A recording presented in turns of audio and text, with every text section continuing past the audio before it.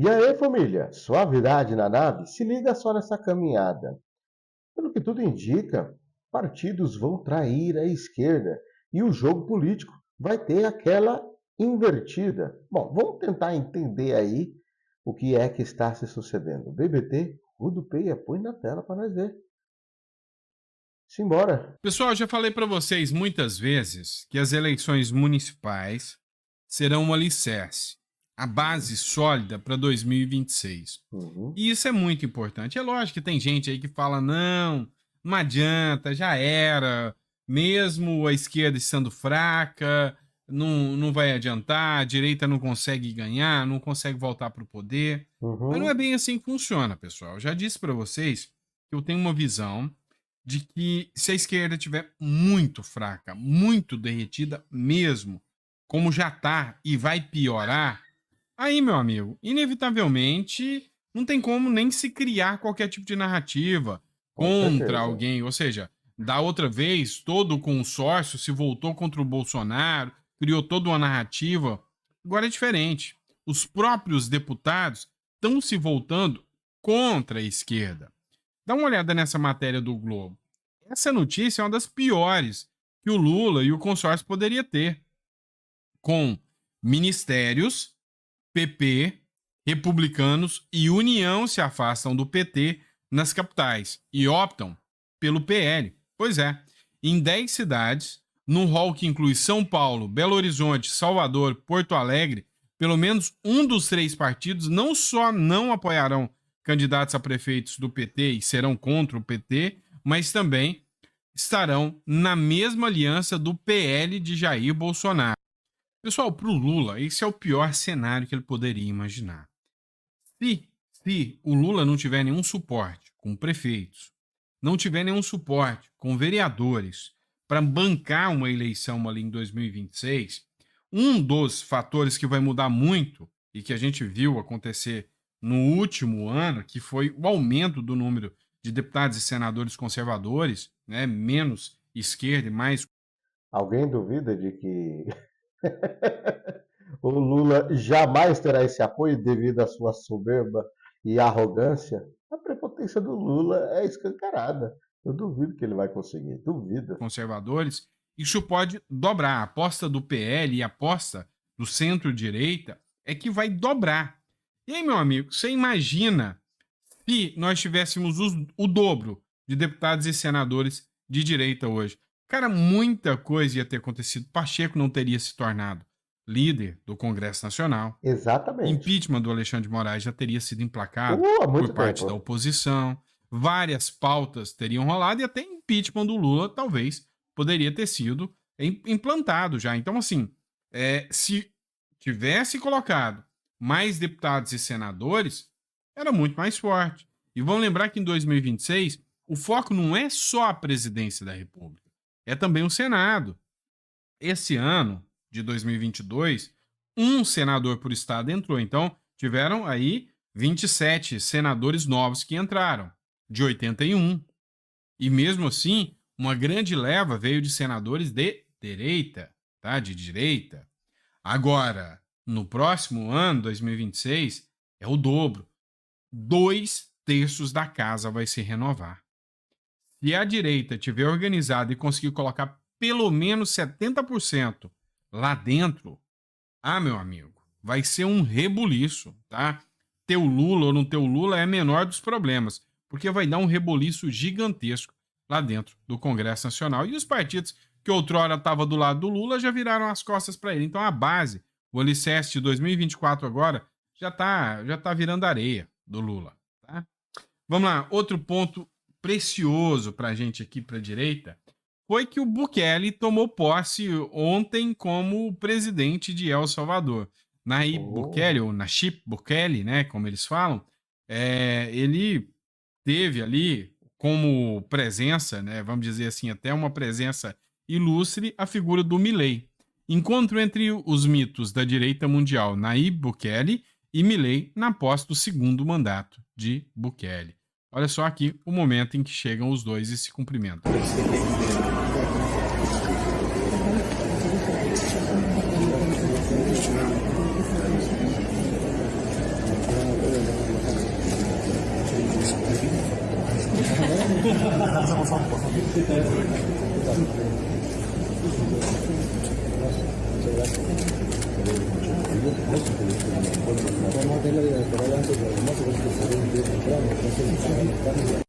Essas duas figuras estão se tornando ícones aí, né, do Senado Isso daí faz com que muita gente, olha, venha tremer na base. da direita mundial, né? E aí, logo, logo, não sei se vocês pararam para pensar, mas vai ter Trump voltando, depois vai ter um nome de direita também no Brasil. E aí, meu amigo, cada vez mais a esquerda vai perdendo força. Então, assim, tem uma coisa que a esquerda tem demais e que a direita precisa aprender a ter: paciência, né? Mas eu vejo que a esquerda levou muito solavanco, né? Apanhou muito. E agora ela está começando a entender. É só ter paciência, é só ter calma, que as coisas vão acontecer. Exatamente. Outra questão, olha isso aqui também. Também atinente ao enfraquecimento do grande consórcio, né? Lula, STF, mídia, que tem uma guerra declarada aí contra a direita, né, no Brasil. Sob Lula, a avaliação positiva do STF despenca de 31% para 14%. É o efeito Lula, tá? Quem está do lado do Lula hoje vai se queimar. E você pode pensar, mas o que isso tem a ver?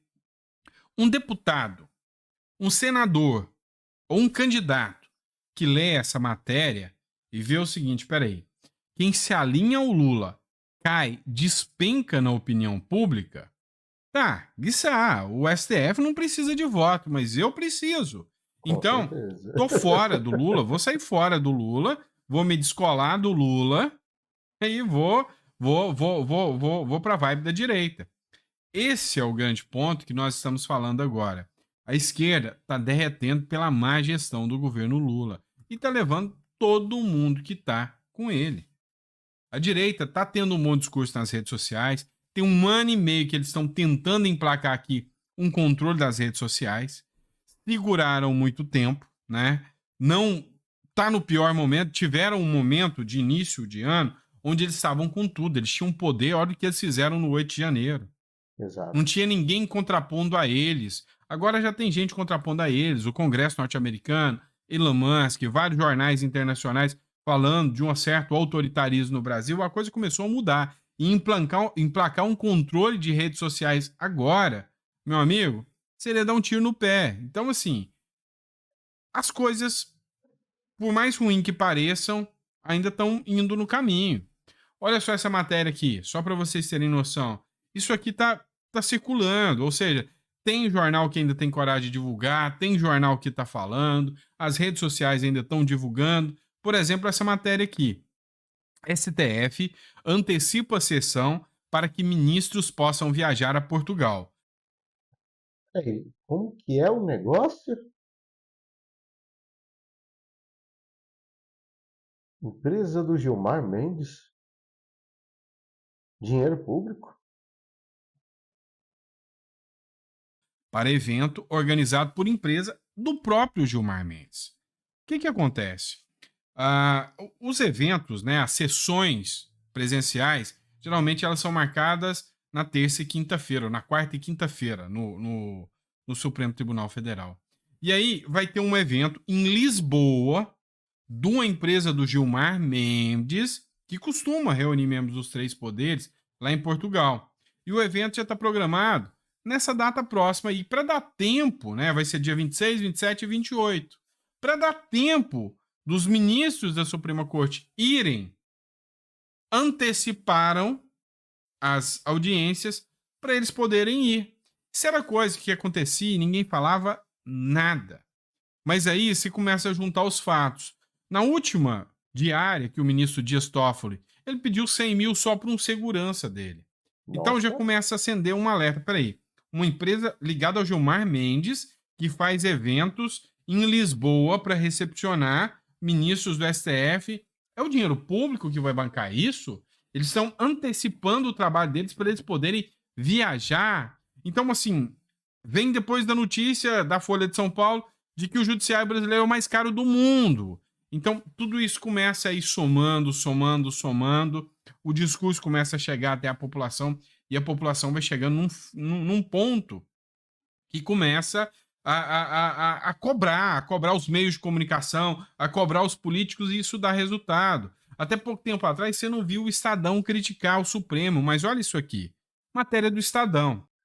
Por muito menos, na época que eu fazia live com os meninos do YouTubers de direita, alguns dos que estavam na live receberam a federal em casa, por muito menos, só por perguntar sobre aquela polêmica que estava sendo, perdão, estava sendo gasto aí R$ 1 milhão na compra de bobó de camarão, vinho, 3 ou 4 safras, um negócio assim, não entendo disso.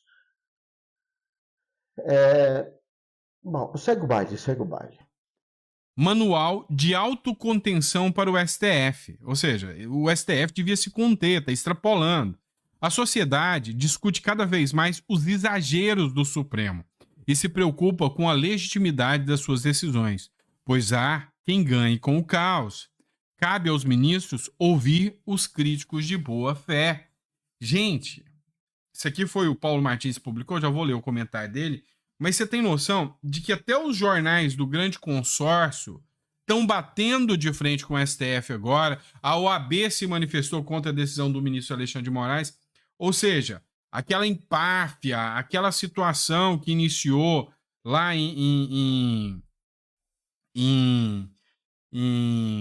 no início do ano, em 2022, não é a mesma de hoje. E aí o Paulo Martins escreveu o seguinte: o Estadão espera que a junta de toga que governa o país abra mão do poder voluntariamente.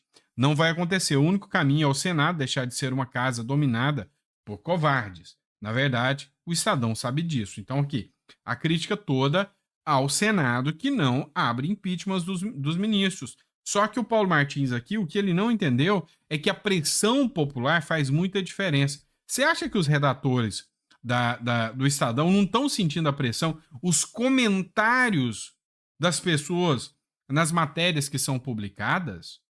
Vocês acham que a Globo está se sentindo feliz? Essa semana a Globo foi expulsa de mais um evento.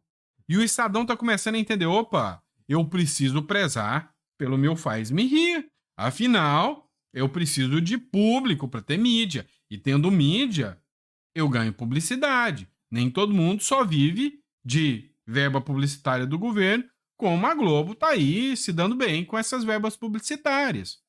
Então, a verdade é que os jornais já começaram a entender: ó, não dá mais para passar pano. Hoje a UOL fez críticas ao Lula, a UOL fez críticas ao Supremo Tribunal Federal, ou seja, o jogo está mudando. Está mudando. E vamos lá, para encerrar o editorial, vamos rir um pouquinho, né? Vocês sabem que eu não cego aos pés do jornalismo irônico do Oi Luiz, né? Ele tem um jornalismo irônico ali. Eu até tento fazer minhas ironias, mas não chega aos pés. Eu sou um cara muito mais centrado, mais chato aqui. Vocês conhecem o meu jeitão. É meio simplão, né? Eu gosto de jeitão simples de ser, tá? Eu aprendi, eu nasci assim, não vou fugir das minhas origens, né? Não são títulos que vão mudar isso. Mas eu gostei demais de uma resposta aqui, né? Que o Oi Luiz deu para uma deputada federal, a Sâmia Bonfim, tá? Deixa eu explicar o contexto para vocês. A Sâmia Bonfim, ela fez uma cutucada ao Neymar, porque o Neymar entrou numa discussão com a Luana Piovani, e meio que a Luana Piovani está sendo defendida pela esquerda, o Neymar pela direita. É questão pessoal de artista que eu não vou entrar no caso aqui. Mas a Sâmia Bonfim resolveu cutucar o Neymar e escreveu o seguinte: alguém já avisou ao Neymar que hoje é o último dia para fazer a declaração à Receita Federal? Não faz muito tempo que ele foi condenado por sonegação. E realmente, teve um processo contra o Neymar de sonegação de impostos, uma dor de cabeça. E aí, a Sâmia Bonfim foi lacrar em cima do Neymar e falou: ó, vai lá declarar seu imposto de renda, você está sonegando.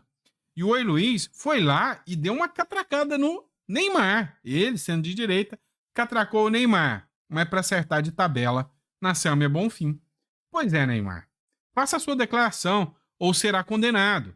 Tá pensando que você é quem? O Lula? E aí ele cita uma matéria: Gilmar Mendes suspende processo na justiça sobre cobrança em 18 milhões em impostos de Lula e do Instituto Lula. Oh, mas para eles pode.